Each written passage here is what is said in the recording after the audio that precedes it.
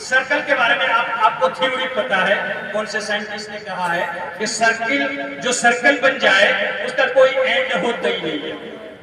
Same یہی ہوا ہمارا جو معاشرہ ہے وہ سرکل میں گھوم رہا ہے۔ کھاتے ہیں ہم جینے کے لیے اور جیتے ہیں کھانے کے لیے، یہ سرکل بنا ہوا ہے، بس یہی چل رہا ہے، یہ بھی ختم ہونا چاہیے۔ تو عزیزو، جب پڑھو تو پڑھنے کا ایک ٹارگٹ ہونا چاہیے، تمہارا سمت متعین ہونا چاہیے، اور پڑھائی کے ساتھ تمہیں وہ پروفیشن بھی اختیار کرنے ہوں گے جن کے ذریعے سے تم اپنی زندگی اسٹرانگ اور مضبوط بنا سکتے ہو۔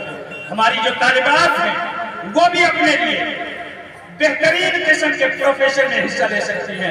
کوئی کڑھائی سیکھ سکتی ہے، کوئی زری سیکھ سکتی ہے، کوئی سلائی مشین وغیرہ کا کام سیکھ سکتی ہے، کوئی کمپیوٹر آپریٹر کا کام سیکھ سکتی ہے، کوئی کہربائی کا کام سیکھ سکتی ہے، کچھ بھی سیکھ سکتی ہے، یہ پروفیشن ہے۔ اور ایک بچی ہماری جب مدرسے سے پڑھ کے وہ ایک پروفیشن میں بھی حصہ داری کر رہی ہوگی، اس وقت اس کا ایک مقام ہوگا، کوئی یہ جرات نہیں کرے گا، کوئی نظر نچھی کر کے اس بچی کی طرف حقارت سے نہیں دیکھے گا، اور باپ کے اوپر وہ بیٹی کبھی بھی بوجھ نہیں بن سکتی ہے۔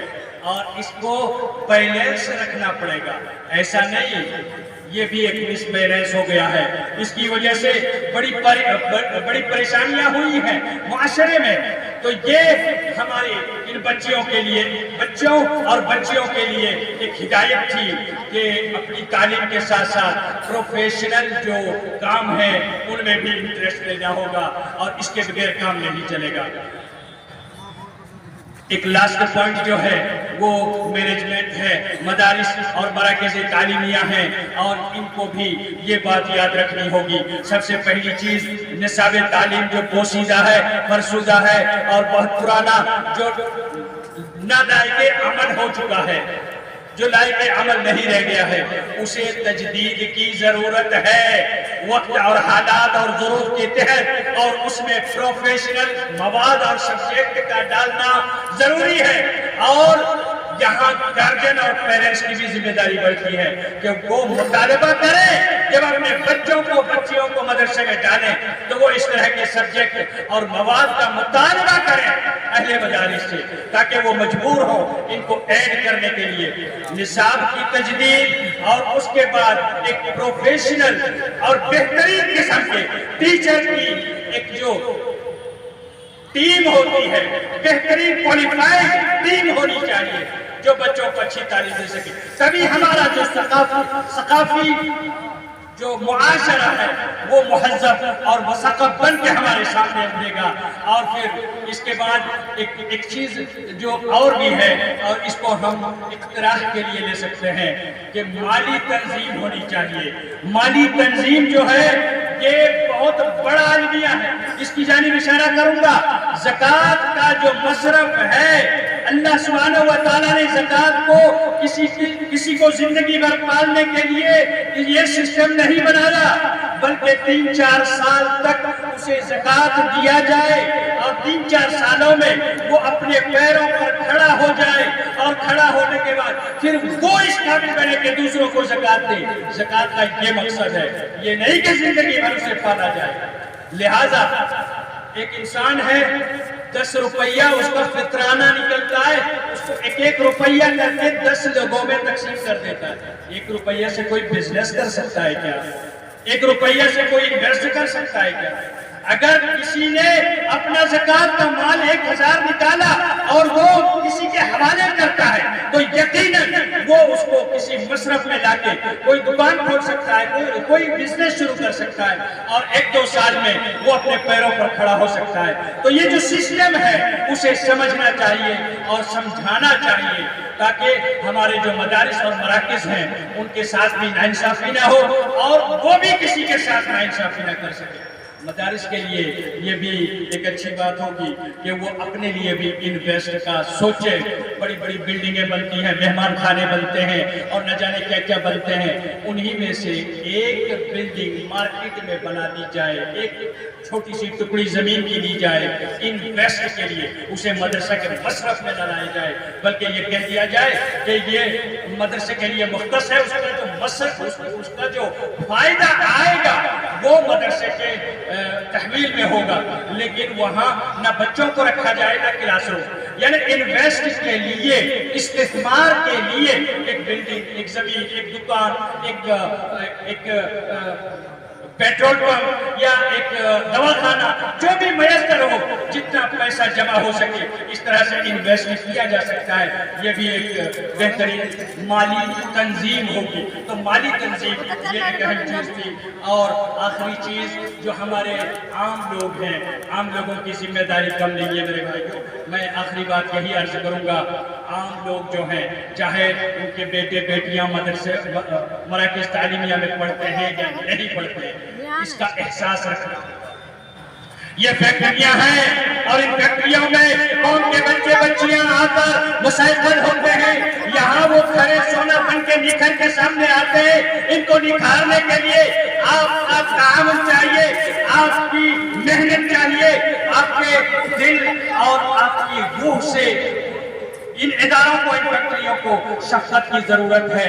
آپ صرف مالی تعاون ہی نہیں بلکہ اپنی دعاؤں سے بھی, اپنے اعمال سے بھی, اپنے کردار سے بھی لوگوں کی رہنمائی کر کے بھی ان اداروں کے ساتھ تعاون کر سکتے ہیں. مالی تعاون تو ہے ہی ہے, اسی کے ساتھ ساتھ اپنے مشوروں سے بھی نوازیں اور ان کو توجیحات کریں. اسی کے ساتھ پھر آپ اپنے طریقے سے ان کو مینیج کرنا بھی سیکھیں اور مینیج کروائیں تاکہ ہم اپنے قوم کے لیے, اپنے بچے اور بچیوں کے لیے ایک بہترین معاشرہ بنا سکیں. اور اس بہترین معاشرے کے لیے پھر دوسروں کے پاس ہمیں جا کے رونا نہ پڑے کہ ہمارا معاشرہ خراب ہو گیا, سدھار دو. کبھی کسی مکھ منتری کے پاس, کبھی کسی سی او اور ویڈیو کے پاس, کبھی کسی کریکٹر کے پاس جا کے ہمیں رونا نہیں پڑے گا. ایسا بنایا ہوا معاشرہ اسٹرانگ ہوگا, مضبوط ہوگا اور وہ ہمارا بنایا ہوگا اور وہ ہمارا ذاتی ہوگا جس میں کسی کا کوئی دخل نہیں ہوگا. اللہ کی مہربانی بھی ہوگی, تعاون اور نصرت و تائید بھی ہوگی.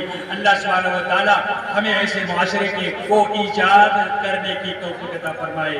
اللہ سبحانہ و تعالی ہمیں ایسے معاشرے کو بنانے اور اپنے آنے والی نسل کے لیے پروسنے کی توفیق عطا فرمائے. اللہ تعالیٰ ہمارے اس پورے سسٹم میں جس طرح کی چینجنگ ضروری ہے, جو تبدیلیاں ضروری ہیں, ان تبدیلیوں سے ہمیں روشناس کرائے اور ہمارے لیے ان راہوں کو آسان بنائے.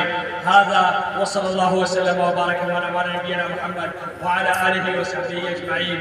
والسلام علیکم ورحمۃ اللہ وبرکاتہ.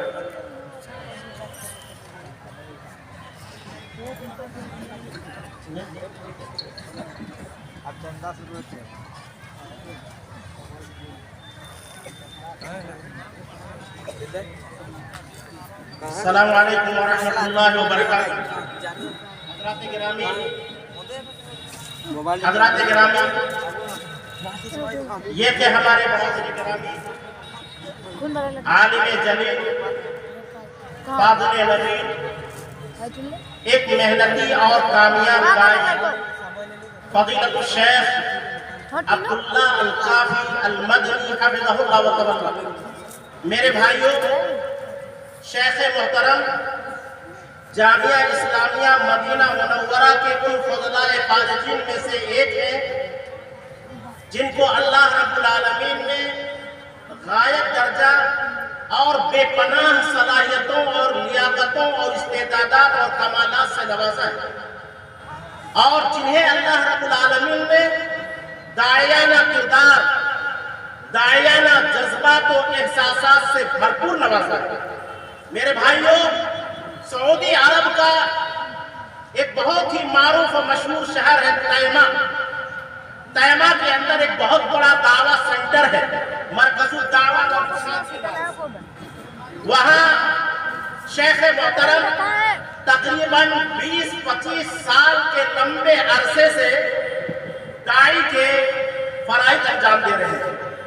میرے بھائیوں، بہت ہی گراں قدر کلمات تھے، بہت ہی روح پرور، بصیرت افروز، ایمان افروز خطاب تھا آپ کا۔ اللہ رب العالمین سے دعا گو ہو کہ اللہ رب العالمین ہم سبوں کو شیخ محترم کے ان کلمات جادہ اور توجیحات راشدہ پر مکمل عمل پیرا ہونے کی توفیق ارزانی بخشے۔ میرے بھائیوں، اب آپ حضرات کے